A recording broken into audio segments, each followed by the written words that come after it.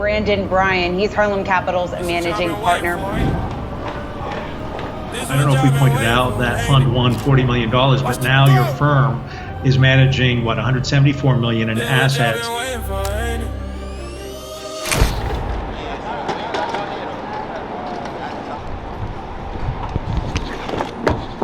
Your boy. What's up, man? How are you? Good. Thank you. Yeah, good to see you. How are you? So what are we doing tonight?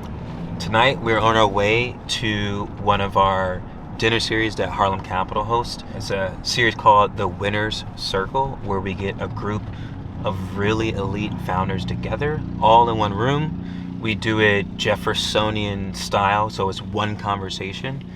And we really focus on off-the-record type of topics. So talking about most likely AI tonight, talking about fundraising, talking about hiring folks, all types of different things I assume that we'll be discussing tonight. And actually, from the last video, the individual who raised at a $2 billion valuation, and I lost out on that deal, he'll be here tonight. So maybe we'll be able to chat with him and talk a little bit about his latest fundraise. And then we're hosting this with one of our founders, actually. So Dion Nicholas, who founded a company called Forethought. He just raised over 100 million for that. And he's gonna be hosting and being the person who's kind of leading conversations tonight. So it should be super fun. How important are more informal meetings like dinners compared to more formal meetings in the office? I think formal meetings in the office seem very corporate, but when you do meetings outside of the office, whether it be like, there's some people I only do meetings in their 7 a.m. workouts. This person, the easiest way to talk to this person is at a 7 a.m. workout. Some folks like to go to concerts. Some folks like to go to basketball games. Some folks like to do other things. Some people like to do axe throwing, running, hiking. We just meet people where they are. We build relationship where they are. Some of the things we also do is like, if a founder really loves to do something, we'll do something with them and then have them invite all of their friends. So for example, Dion, who we're hosting with tonight, really loves karaoke. So we already have a big plan to host a karaoke night with him and all of his friends. And you got to remember, like, A players always hang around other A players. And so if we're able to like build that genuine community, network, connection, and trust through, you know, friend of friends, like that could be really valuable for us in the future. Right. What's like the craziest business meeting you've had? You think like craziest like location? Craziest location. The craziest opportunity for us when like an LP invested in our company was someone reached out to us on LinkedIn, did an interview with us. This was like pre-fundraising, even our first fund. And then that person knew a billionaire, connected us with that billionaire. We pitched a billionaire, they invest, and then that billionaire was connected to one of the top private equity shops. And that led to that private equity shop investing. And then because that private equity shop invested, a competitor in that space anchored our fund. Wow.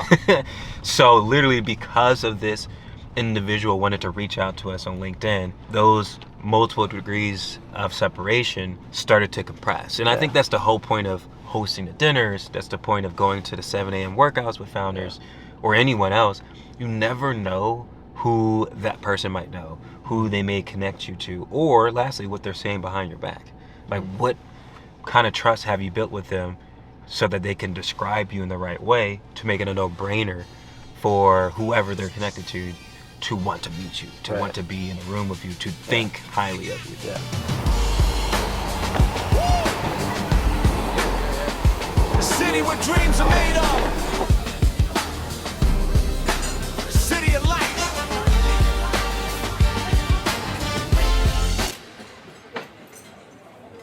All right, so we are here at the dinner at Scarpetta.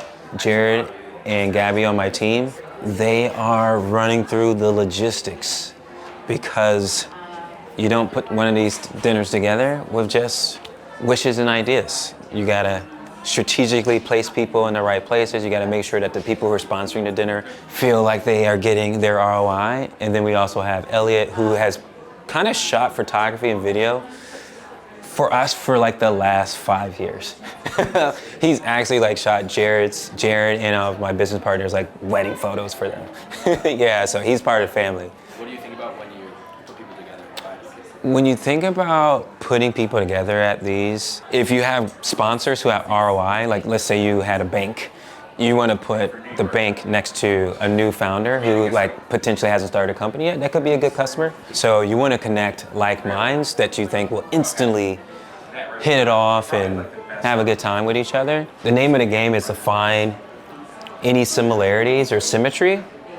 You start to connect those, because typically if there's one dot to connect, there's like many dots to connect. Yeah.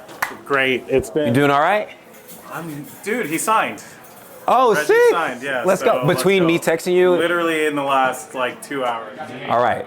So Dion, who we're hosting a dinner with tonight, he is trying to hire a hotshot engineer. I happen to know that engineer. So I've been texting back and forth with the engineer, and so I see Dion come in, and I asked him, are we joining the team on text? And then Dion says, hey, he is now at the company. Big win. Big win when you get hotshot engineers to sign with your portfolio companies, because one engineer can like change the business. So even though we didn't even start the dinner yet, very good news. Yeah, but it was like an 8-year sales cycle. My God, hold on, Claire is one of our first investments ever. Yeah. She also has this Ohio State connection, which I love. And she just closed the biggest deal in her company's history. And she just told me it was an 8-year sales cycle.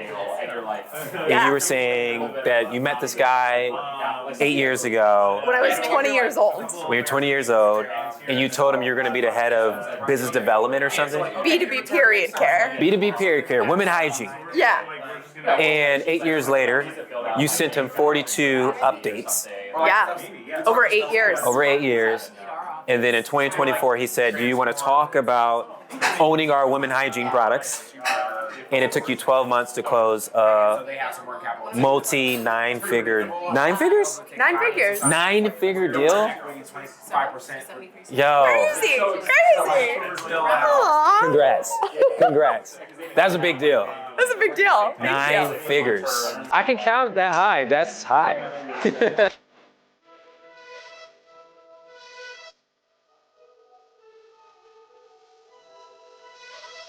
There's probably going to be more marketing live. But anyway, the question I'm posing with that preamble. We also look at like speed of people getting back to us.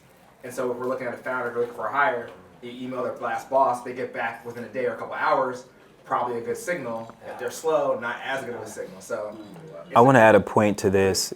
I think references have become so much more important during the AI era, specifically because like people can say anything and like make up anything. And so we have like probably doubled or tripled down on our references. And I agree with JT, with Jared, but I like ask 3 questions now. So I made my references like super simple. Number 1, is this person exceptional? Number 2, would you work for them? Number 3, are you investing your personal capital? The answer to those 3 things, I don't really need to ask more. The more might be like, I want a little bit more of the matrix. If you said it was a matrix? Mosaic. I want more of the mosaic of an individual. But those 3 things should really tell me, especially if they were a previous investor in your company, they used to work at your company, or they were your boss before. Like those 3 questions should really help me understand like what type of founder you are. Kind of just like, oh, these are all the things I'm good at, these are all the things I'm not good at. Let me not be. The dinner went extremely well. We had 20 plus founders come together for an off the record conversation. We also got a few people who are going to be on our podcast in studio. And the interesting thing about this is like the more events that you host, the more contact you can have, the more opportunity for people to be inserted into all the things you do, all the programming that you do. What was your biggest takeaway from tonight? My biggest takeaway from tonight is that relationships matter the most. We had an opportunity to invite a few of our network, but Dion, who we partner with, invited a lot of his peer network. And many of those people came just because of him. And so realizing the gravitational pull of the 2nd or 3rd degrees of separation in your network is really important. And then following up on those people, inviting them out to things, including them in your programming. During this dinner, we cold call people. So we make sure that every single person at the dinner speaks.